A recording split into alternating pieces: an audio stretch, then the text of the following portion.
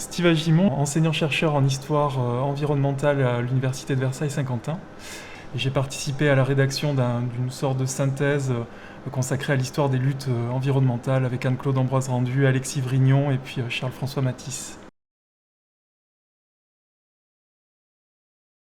On a choisi de partir du XVIIIe siècle, même si on aurait pu partir de beaucoup plus tôt, au moment où un certain rapport instrumental à la nature se met en place, mais où ce rapport instrumental commence également à être contesté, discuté.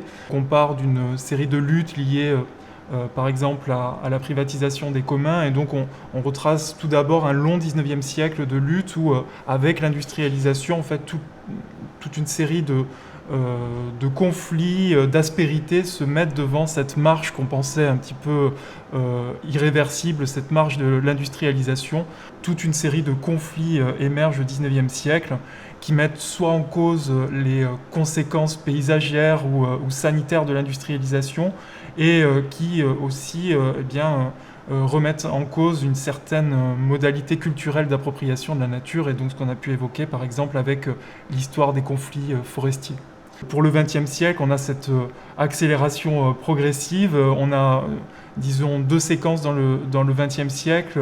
Une première qui va jusqu'aux années 1960 dans l'ouvrage, qui sont vraiment cadrées par les deux guerres mondiales, qui marquent une accélération extraordinaire à la fois des technologies et des technologies destructrices pour l'environnement, et qui sont aussi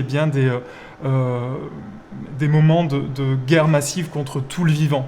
Et une partie des technologies qui ressortent de ces guerres mondiales vont être ensuite utilisées pour, par exemple, dans la modernisation agricole, mais pas seulement, puisque il y a non seulement les pesticides, les engrais azotés qui sortent de ces guerres, mais aussi le plastique pour la Seconde Guerre mondiale.